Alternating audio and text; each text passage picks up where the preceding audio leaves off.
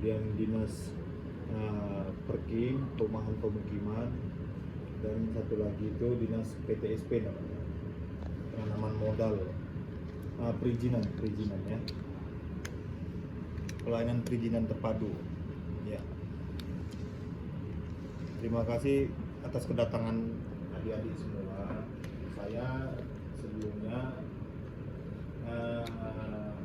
tadi koordinasi ada sama salah satu orang tua mahasiswa bahwa ada yang meminta supaya ada audiensi dari isi Polusu kata dia seperti itu. Saya sih nggak keberatan kalau misalnya istilahnya kita sharing informasi ini namanya. Dengan pertanyaan pertama tadi itu apa tujuan alasan perda itu dikeluarkan. Pertama-tama mesti kita ketahuin bahwa tugas daripada DPRD itu ada 3. Pertama itu legislasi, kemudian pengawasan, kemudian yang ketiga itu adalah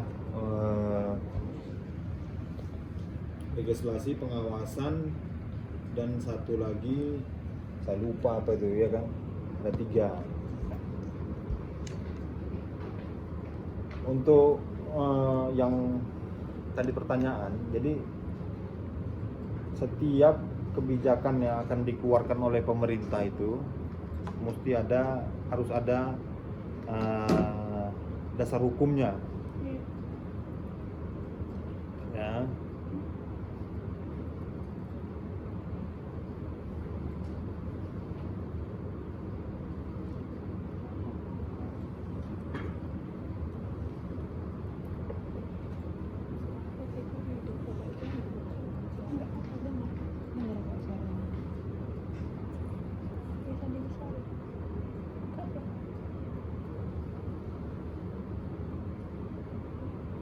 Jadi setiap peraturan itu mesti ada dasar hukumnya. Jadi kebijakan itu mesti ada dasar hukumnya.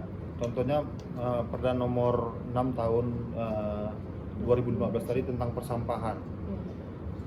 Artinya pemerintah punya niat bagaimana caranya kita menanganin sampah. Tidak bisa kita menanganin sampah itu dilakukan teknisnya saja gitu. Tapi harus ada peraturan yang memayunginya. Jadi setiap kegiatan itu ada dasar hukumnya.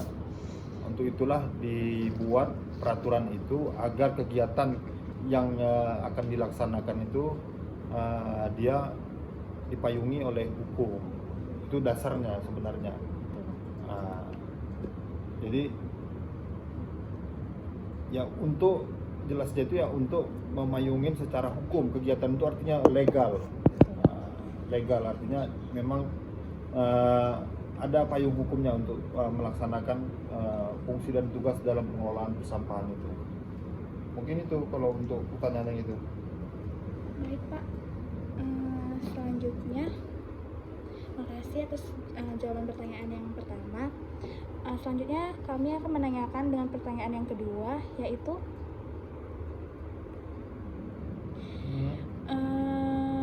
bagaimana proses pengawasan perda ini dilakukan, mengingat pasti ada tarik ulur kepentingan di dalam pelaksanaan perda itu tersendiri, Pak. Tarik ulur artinya seperti ini. Jadi kepentingannya itu kan perda yang kita keluarkan itu harus memihak kepada kepentingan umum, artinya masyarakat. Jadi itu tidak boleh untuk secara kepentingan pribadi atau golongan. Jadi peraturan-peraturan yang kita keluarkan itu harus memang dia berkontribusi dan dia tuh bisa bermanfaat untuk masyarakat gitu. Jadi kalau misalnya tarik menariknya, saya rasa kita hanya memastikan secara legislasinya bahwa itu memang sebagai wakil rakyat kita harus memastikan bahwa peraturan perundang-undangan yang akan kita keluarkan itu memang tidak bertentangan dengan hajat hidup orang banyak gitu, hak azazi daripada setiap orang gitu. Tidak boleh itu menyalahi hak-hak daripada pribadi orang. Seperti itu yang kita pastikan gitu. Jadi pada intinya itu kayak untuk kemakmuran masyarakat gitu ya? Lebih ke Pertama, perda yang dikeluarkan itu Oke. bukan hanya untuk kemakmuran masyarakat, tapi untuk dari sisi keamanan, kemudian untuk sisi dia kenyamanannya juga, kemudian dia untuk dari sisi berfungsi untuk meningkatkan taraf hidup masyarakat itu sendiri juga, ya.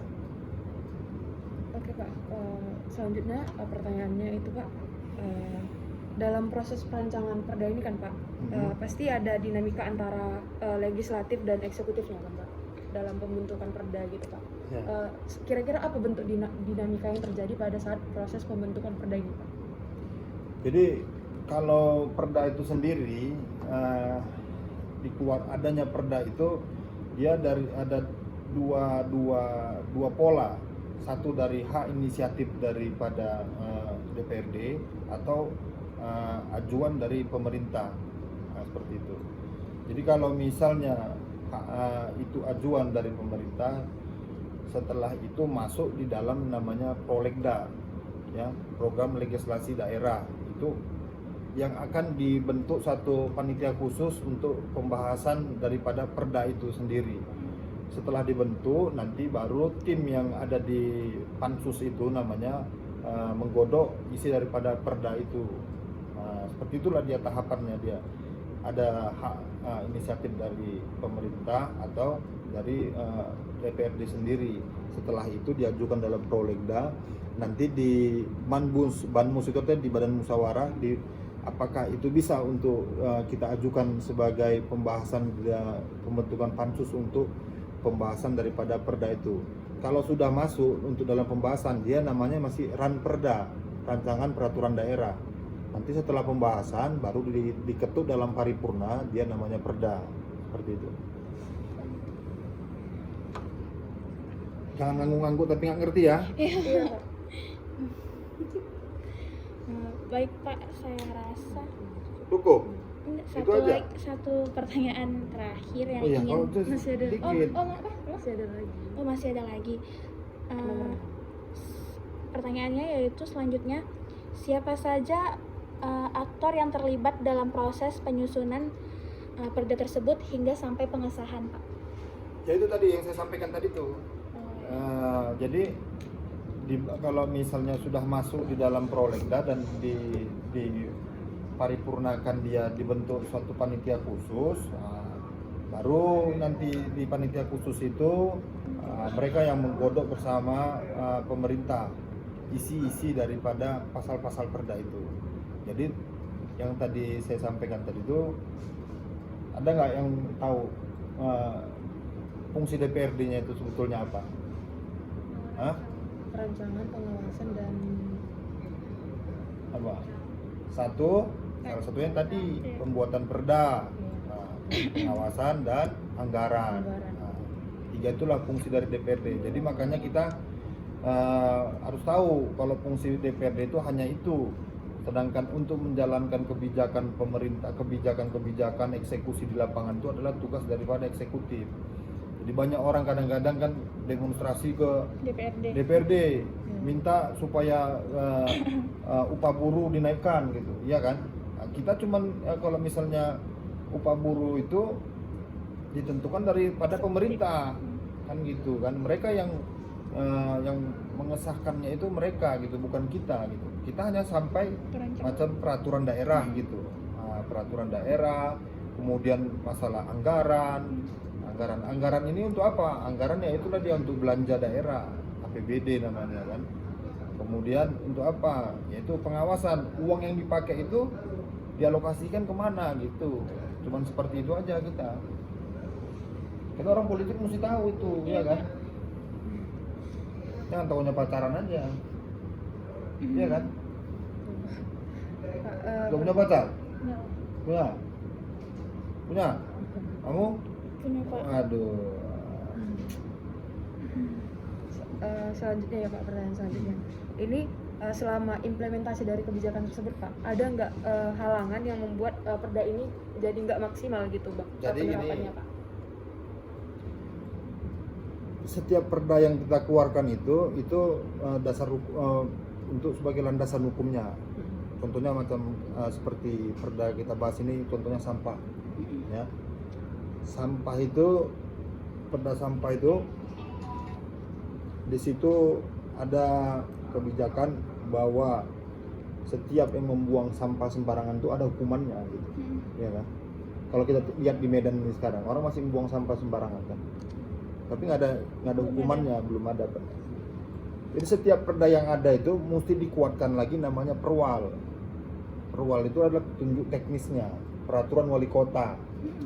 Nah, peraturan wali kota ini yang menjadi ujung tombaknya nanti. Jadi kalau misalnya daerah kawasan dilarang merokok, kan seperti itu kan, itu perdanya udah ada. Kemudian perwalnya juga ada. Jadi kalau misalnya ada satu tempat orang merokok sembarangan, yang mengeksekusi, yang menangkapnya itu adalah penegak perda. Penegak perda itu siapa? Penegak perda itulah Satpol PP. Nah, jadi siapa yang menyalahi dari peraturan yang ada? Satpol PP lah penegak hukumnya. Nah, seperti itu, ya. Kalau polisi kan untuk ketertiban keamanan, masalah hukum. Kalau masalah peraturan daerah, penegaknya itu adalah Satpol PP. Nah, seperti itu. Jadi untuk masa halangan di lapangan nggak ada, lebih kesadaran masyarakat ya Pak yang sulit untuk dibentuk saat ini ya Pak ya. Jadi sebetulnya bukan halangan, hambatan. Iya, ya kan, hambatan. Kalau halangan macam kalian inilah, iya kan. Nah, hambatan di lapangan itu apa gitu? Hambatan di lapangan itu apa? Kesadaran. Kalau misalnya kita bicara masalah ini, masalah perdanya adalah kesadaran daripada masyarakat. Makanya saya selalu sering mensosialisasikan masalah sampah itu. Karena apa? Hanya di negara berkembang sampah ini yang menjadi masalah. Ya, kalau di negara-negara maju sampah ini udah bernilai ekonomis dia. Iya. Kan seperti itu. Ya, udah bisa jadi. Tapi sekarang ini saya coba menggandeng namanya bank sampah. Bank sampah itu mereka mempunyai program namanya memilah sampah. Jadi mana sampah yang bernilai ekonomis, mana yang sampah organik dan non organik, seperti itu. Jadi dia bisa bernilai ekonomis, bekerja sama dengan penggadaian. Itu sampah itu bisa jadi emas, nah seperti itu. Iya. Ya kan? Ya aja tuh, nggak ngerti ya. Ini Pak, perihal yang dijadiin aspal sampah ini. Ya, jadi kan Sampah gini, plastik. makanya itu namanya inovasi teknologi kan, Iya. gitu kan. Jadi biasanya kalau yang seperti itu jarang masyarakat yang mempunyai pemikiran yang mengolah sampah ini menjadi nilai apa gitu kan. Sebetulnya kalau macam kita Indonesia ada sebetulnya badan khusus namanya itu Ristek kan, riset dan teknologi. Mereka yang kira-kira membuat penelitian ini bisa jadi apa, kemudian ini berguna untuk apa, seperti itu. Jadi kalau misalnya sudah mereka punya teknologi itu, salah satunya sampah ini, kamu tahu nggak ini bisa dibuat jadi apa? Ini kalau didaur ulang lagi, ini dipisahkan ya, ini dipisahkan gitu. Ini dikirim lagi ke Adidas. Jadi sepatu Adidas sekarang tuh dari sini. Iya. Nah, seperti itu, iya kan? Iya. Atau pilo bantal itu. Nah, seperti itu. Jadi banyak sebetulnya. Kita kan karena pengetahuan kita kurang aja dan teknologi kita kurang gitu kan. Makanya kalau macam kayak di zaman-zaman dahulu itu peninggalan sejarahnya itu ada gitu. Contohnya macam kayak di Mesir ada peninggalan sejarahnya, kerajaannya apa. Kalau misalnya di sini dibilang kerajaan Mojopahit, di mana kerajaan Mojopahit nggak tahu kita ada, betul kan? Nah, di mana kerajaan Mataram nggak tahu gimana. Di mana kerajaan Sriwijaya nggak tahu kita di mana kerajaan Sriwijaya. Ada yang katanya di Palembang, tapi peninggalan dari situsnya itu nggak ada, pernah ada. Makanya kan kalau kuliah itu, zaman saya kuliah dulu tahun berapa ya? Tahun 99 saya tamat dari sana, jauh kan? Iya kan? Dari fakultas mana Pak? Saya dulu dari Politeknik USU. Oh. Nah, saya jurusan teknik sipil dulu. Jadi kalau di Isipol tuh banyak dulu. Saya kan mama kamu dari SMA 1 kan. Makanya dia tanya sama ikatan alumni siapa yang bisa ditemuin. Nah, seperti itu. Saya dulu dari SMA 1 situ. Tapi perjalanannya panjang lah itu, ya kan. Ada lagi kira-kira? Iya Pak, seperti yang kita ketahui juga kan Pak, kalau sampah ini kan memang suatu hal yang sangat berdampak gitu tadi bisa menyebabkan banjir gitu kan Pak, menyebabkan wabah penyakit juga gitu kan Pak. Jadi ini sebenarnya dampak yang beruntun gitu ibaratnya gitu, dampak yang bisa kemana-mana gitu sampah ini kan Pak. Jadi pernah nggak sih Pak ada evaluasi kebijakan yang diterima selama perda ini diterbitkan? Jadi sampai sekarang kita masih terus mendorong pemerintah, khususnya pemerintah kota itu supaya melakukan inovasi baru ya untuk dalam penanganan sampah. Kalau sekarang itu sistemnya itu penanganan sampah itu pengolahannya itu dikumpulkan, diangkat dan dibuang. Nah, dibuang di TPA. TPA, kamu tahu apa TPA? Tempat pembuangan akhir. Ya, tempat pembuangan akhir itu adanya di daerah Marelan sana. Namanya Desa Terjun namanya. Itu sampah itu sudah menggunung dia di sana. Cuman bisa menampung sampah di sana itu kira-kira 5 tahun lagi untuk Kota Medan. Ya, 5 tahun lagi Kota Medan ini nggak tahu buang sampah itu TPA-nya itu kemana, kan gitu. Ya, jadi alhamdulillahnya itu saya kemarin itu mendengar dari wali kota kita coba membuat terobosan untuk pengolahan sampah ini, termasuk tempat pembuangannya kerjasama dengan Deli Serdang, karena kita udah nggak punya tanah lagi. Nah, dengan Deli Serdang lah join untuk tempat pembuangan sampahnya. Dan bagaimana caranya? Mereka membuat inovasi baru. Kalau nggak salah saya itu, sebentar ya. Nah, jadi sampah itu dibuat sebagai energi terbarukan, ya, sebagai energi terbarukan. Nanti itulah salah satu terobosan daripada dari wali kota kita. Nanti sampah itu nanti ada alatnya, itu bisa jadi sumber energi dibuat nanti ke depannya, ya. Sumber energi Listrik, listrik. ya kan. Bisa juga untuk bahan baku untuk bahan bakar, seperti itu nanti dibuatkan.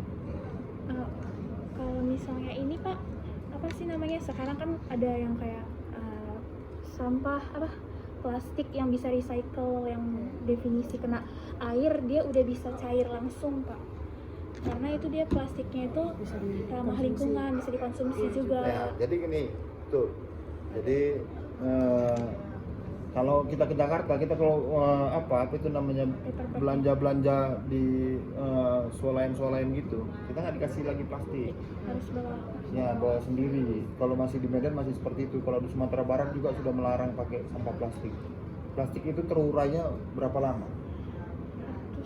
Ratusan tahun ya, ratusan tahun. Nah, jadi adalah inovasi seperti plastik yang seperti itu. Tapi permasalahannya itu kembali ke Diri manusianya.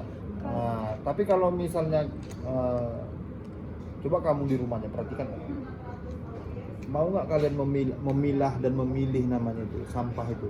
Itulah ada namanya 3R. Kalau sistem yang baru sekarang itu 3R. Reduce, reuse, recycling. Ya kan? Nah, itu dia kan. Jadi mana sampah yang organik, mana yang non organik. Nah, itu sebetulnya kita harus tahapan seperti itu. Cuman pemerintah sudah berulang-ulang itu meminta supaya masyarakat memilah sampahnya supaya nggak capek gitu. Karena apa? Sampah yang organik ini bisa kita jadikan pupuk, ya kan? Yang non organik ini dan nanti bisa kita jadikan nilai ekonomis. Seperti itu. Cuman sampai sekarang ini memang ya kita masih terus mensosialisasikan itu ke masyarakat. Kembalinya itu ke watak masing-masing masyarakat yang ada gitu. Jadi nggak gampang kita untuk, kamu tahu sendiri orang Medan macam mana kan. Masalahnya Pak, kemarin itu ada sempat kayak pemberhentian plastik gitu kan, tapi harus biasanya gini, kalau misalnya plastik dengan cara kayak berbayar ya plastiknya ya gitu kan. Tapi untuk beberapa tempat saya tengok kayak di Subware, Guardian gitu-gitu tuh udah nggak dikasih lagi kantung plastik, tapi kayak misalnya kita harus mewajibkan bayar paper bag, paper bag yang bisa kain, Ya kain kan seperti itu ya, sebetulnya salah satu upaya lah itu untuk mengurangi sampah plastik itu kan.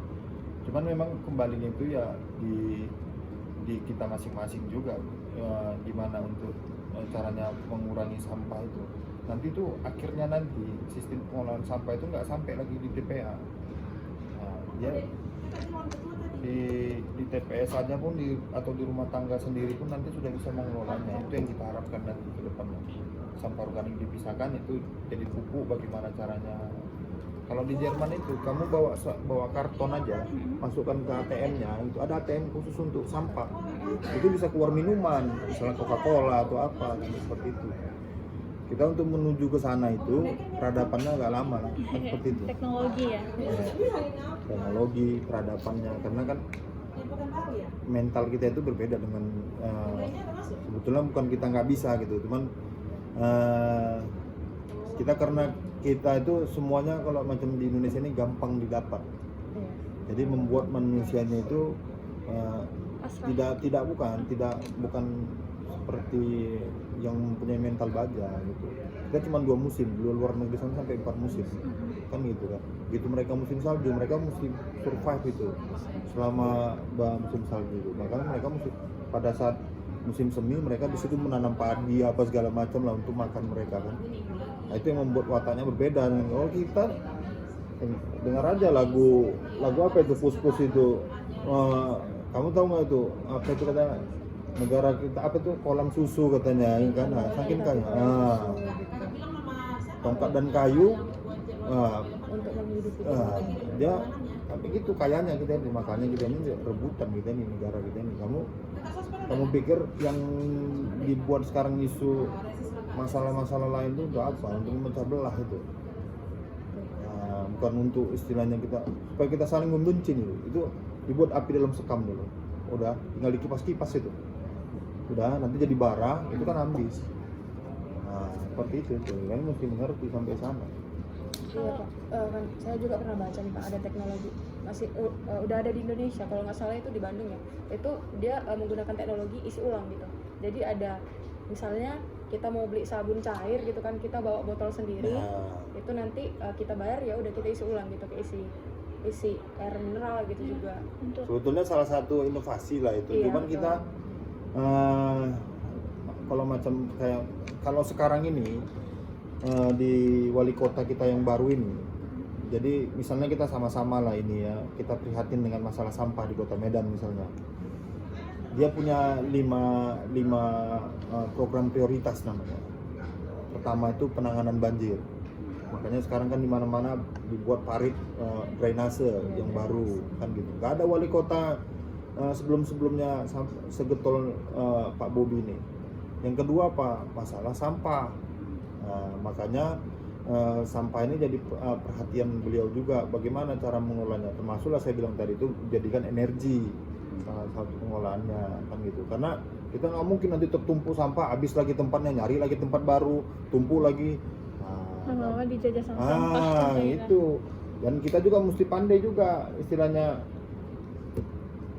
Ya kalau kamu lah di kampus ya kan, kira-kira habis makan atau apa kamu buang sampah itu di tempat apanya apa tidak. Mulai aja dari diri sendiri, dari kamu bisa bilang sama kawan apa. Mudah-mudahan kota kita bisa bagus lah kalau seperti itu ya kan. Kalau nggak kita mau dari diri kita, baru kita men-trigger kawan-kawan kita yang lain kan gitu. Ya kalian buat aja di suatu proposal ke rektor atau ke dekan seperti itu kan, bahwa USU gerakan memilah sampah misalnya kan gitu. Itu belum ada di USU itu memilah sampah. Sudah buat tempatnya itu misalnya di Visipol Semua sampah kertas apa semua itu kumpulnya di Pisipol. Kalian bisa jual ke bank sampah. Nanti saya kenalkan bank sampahnya yang kerja sama sama saya itu. Saya kan pembinanya. Nah, kalian bisa jual itu. Sampah itu nanti dinilai oleh penggadainya, nilainya berapa. Ada istilahnya apa itu namanya, oleh kalian sebelum tamat dari USU itu kan seperti itu. Iya kan? Nah, iya kan? Bahwa kami mahasiswa USU nih siap untuk menjadikan kampus ASRI misalnya. Kita kalau kamu ke UGM, ke UI, mahasiswanya itu kreativitasnya sudah tinggi mereka itu. Makanya kita kenapa gitu? Karena kita di Medan ini malas mikir kita. Iya kan, malas mikir. Kalau kalian macam-macam kayak gini, sering audensi ke sana kemari, nah, itu membuka pola pikir kalian itu. Nanti kan setelah seumur-umur saya nih, apa yang kita kerjakan waktu mahasiswa itu ternyata sia-sia kita tuh. Lebih banyak kita main-mainnya daripada apanya. Nanti nggak percaya coba. Nanti kalian tamat bukan gampang cari kerja. Pengalamannya harus dari luar juga gitu Iya, ya. nanti kalian membangun karakter building itu namanya itu bukan gampang. Iya kan? Personal branding ya. Nah, seperti itu. Baik Pak, sebelumnya saya mau nanya, kalau dari pendapat Bapak sendiri, kira-kira apa peraturan daerah yang bisa mungkin kayak lebih untuk 10 tahun ke depan lah misalnya, itu tuh jadi meminimalisirkan sampah, penumpukan sampah yang ada di Medan. Jadi Kalau dari pendapat seperti Bapak saya sampaikan sendiri. tadi, salah satu program Pak Bobi itu kan untuk meminimalisir sampah itu. Jadi program dia sekarang itu mencoba untuk menjadikan sampah itu jadi sumber energi. Jadi sekarang ini sedang menunggu, salah satunya menunggu proyek itu akan dilaksanakan. Nanti kalau sudah bekerja sama dengan Deli Serdang, nanti tempat wilayahnya itu mungkin sampah itu nanti akan dikelola ulang, tidak lagi ditumpuk tapi dikelola menjadi sumber energi. Kalau misalnya itu bisa berjalan, itu untuk berapa tahun ke depan pun juga sudah banyak perubahan sama kita. Tinggal kita nanti yang dimintakan dari masyarakat tuh hanya untuk mengurangi sampah, itu aja, ya kan? Macam mengurangi sampahnya, macam kayak tisu. Kamu pakai tisu itu berapa kali? Satu kali ambil, habis itu buang kan? Habis itu ambil lagi kan? Padahal tisu yang kamu buang tadi tuh masih bisa kamu hemat-hemat untuk pakainya. Nah, itu salah satu metode untuk mengurangi sampah gitu. Ada lagi kira-kira? Iya Pak, jadi mengingatkan Pak, kebijakan ini dibentuk karena keresahan yang terjadi di Kota Medan lagi kan Pak. Jadi sebelum-sebelumnya ada nggak sih Pak perda yang mengatur tentang ini tapi dianggap kurang maksimal gitu implementasinya? Kalau saya bilang kalau sampah baru, kalau yang saya tahu ya, Iya. karena saya kan di 2019, yang saya tahu yang ini baru ada perdanya, cuman ini pun belum maksimal. Belum maksimal ini sebenarnya. Karena apa? Belum ada perwal, peraturan wali kota itu untuk menegaskan perda ini. Jadi kalau udah ada perwal, misalnya setiap membuang sampah itu didenda sesuai dengan perdanya itu, Kayak di Singapura ya. lebih tegas lah. Jadi misalnya kamu udah kasih penegasan tapi kamu garis tebal lagi, seperti itu. Jadi mesti ada peraturan wali kota untuk masalah sampah, pengelolaan sampah. Itu yang kita harapkan. Sebetulnya kami sudah berulang-ulang menyampaikan ke pemerintah kota supaya dikeluarkan perwalnya, peraturan wali kotanya, supaya bisa maksimal itu perdanya gitu. Betul. Coba tahun berapa itu perdanya tadi? Tahun 2015. Iya Pak. Itu paling lambat seharusnya kalau perda-perda yang seperti itu, yang itu perda yang krusial namanya itu. Nah, itu mesti dikeluarkan paling tidak 1 tahun kemudian, itu mesti sudah ada kajiannya dan dikeluarkan, Lagi ya, Pak, ya? bukan dikeluarkan perwalnya. Oh, Ini sampai sekarang kan perwalnya belum ada. Nah, seperti itu, ya. betul. Kamu tahu kepala lingkungan? Tahu. Nah, kepala lingkungan kan, itu perwalnya ada. 7 tahun kemudian setelah desakan kami itu baru dikeluarkan perwalnya. 7 tahun itu ya Pak. Iya. Ya? Itu ada masalah di mananya itu Pak? Ya itu kita Kenapa nggak bisa- tahu pemerintah kota ini. Karena mungkin Iya kan? banyak Fokusnya atau- perda lain ya. Iya, karena fokusnya Mungkin ke mereka permasalahan merasa lain. tidak perlu, kan ada sisi politisnya juga Iya, itu betul. semuanya. Iya, betul. Sisi Untuk kebijakan politis. juga harus prioritas ya Pak. Iya, Mana sisi yang politisnya kan ada. Kenapa mereka nggak mau mengeluarkan seperti itu? Iya Pak, mungkin saya juga kan Pak sebagai warga kan Pak, mungkin Pak kadang masyarakat ini mungkin diberatkan gitu, ada yang namanya pengutipan gitu kalau dalam untuk membuang sampahnya sendiri gitu Pak. Jadi misalnya kan Pak, truk-truk sampah itu mengangkut sampah-sampah masyarakat, harus ada yang dibayar gitu, harus ada yang dikeluarkan Ya. masyarakat. Menurut Jadi- Bapak itu gimana Pak? Jadi sebenarnya seperti ini. Jadi pemerintah itu kan bisa kita bilang kalau Medan ini bukannya terlalu banyak pendapatan daerahnya. Kota itu bisa bekerja, bisa membangun, bisa apa kalau uangnya banyak, ya. Kalau uangnya banyak, uang kita sendiri dari macam seperti tadi itu retribusi sampah, Iya. retribusi pajak bumi bangunan, kemudian dari reklame apa itu cuman dapat itu total satu tahunnya itu cuman dapat kira-kira 3 triliunan, ya kan? Baru dikasih kirim sama pemerintah pusat, ditambahin lagi uangnya 3 triliunan, baru dikasih lagi sama pemerintah daerah provinsi 800 miliar, adalah dapat kita 6,3 triliun. Dari situ aja hampir seperempatnya untuk gaji pegawai, kan gitu. Udah, baru selebihnya untuk pembangunan infrastruktur, untuk kesehatan, untuk pendidikan. Nah, itulah yang diberikan uangnya. Terus kenapa sampah ini perlu dikutip retribusinya? Kan seperti itu kan? Betul Pak. Karena memang pemerintah kalau tidak mengambil retribusi itu gimana menggaji orang untuk nyapu-nyapu jalan itu? Nggak sanggup lagi pemerintah. Jadi dia membeli sarana prasarananya seperti truknya, becak bermotor untuk angkut sampahnya, baju orang yang sapu jalannya, semua perlengkapan itu kan perlu biaya, ya kan? Pemerintah kita dengan keterbatasannya, ya paling tidak mesti ada istilahnya sumbangsi dari, sebetulnya nggak apa, tapi ya seperti itu gitu. Sedangkan kita aja maaf kata buang air kecil aja juga bayar sekarang kan? Nah, seperti itu kan. Nah, jadi itu namanya upah retribusi sampah, URS namanya. Jadi bervariasi lah tergantung golongan apanya. Tapi kalau yang banyak juga sekarang pengolah sampah swasta. Itu biasanya di perumahan-perumahan.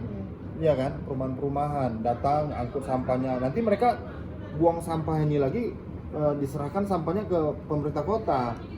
Mereka ngutip jadi 10.000, 15.000, mereka setor lagi sama pemerintah kota. Nah, seperti itu. Jadi mensubkan itu namanya. Kalau nggak ada itu ya gimana menggaji yang lain-lainnya kan gitu ya kan. Kalau kita negara kaya, mungkin sampah itu nggak perlu dikutip lagi itu biayanya, ya kan? Tinggal masukkan dalam plastik, macam kayak di Inggris itu kan, masukkan dalam plastik hitam besar itu, setiap jam 6 pagi mesti ditaruh sampah. Seperti itu, ya kan? Ada jadwal pengangkutannya, jam 6 pagi sampah itu mesti ada di depan rumah, taruh di depan rumah. Nanti mereka petugas datang angkut tuh semua sampah setiap jam 6 pagi keliling mereka. Nah, misalnya di situ.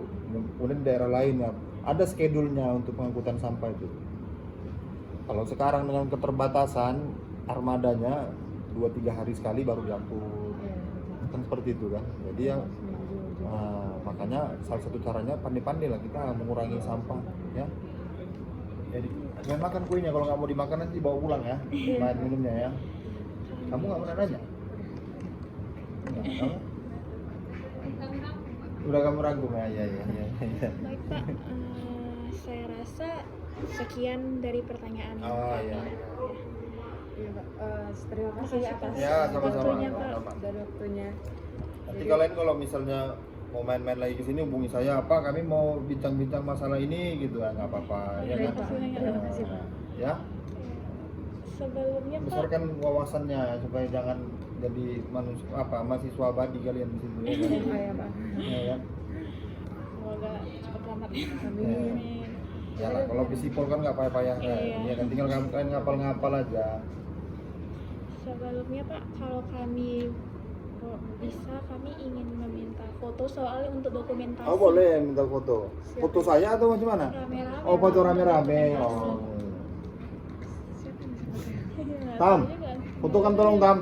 Adik-adik ini.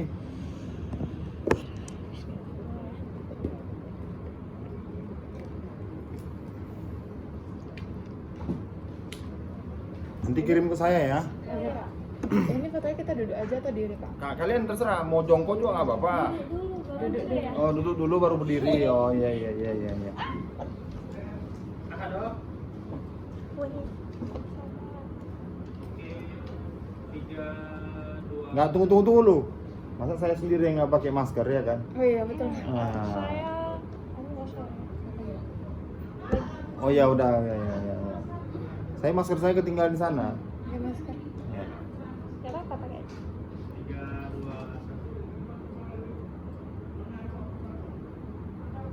Nah, Boleh diri Pak? oh, Bu, saya. Iya, kami semua. Oh kita boleh berdiri kita Pak gitu lah. Iya, Pak. Ya.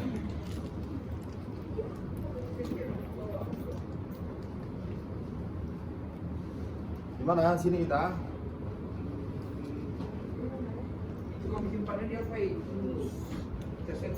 Gak apa-apa, nggak apa-apa cuma dong, kita simpan ya. Nah.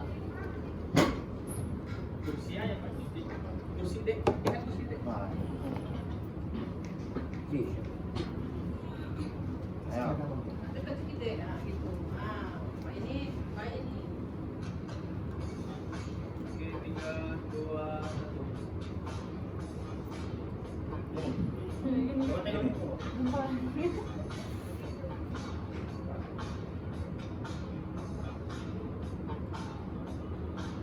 Oke.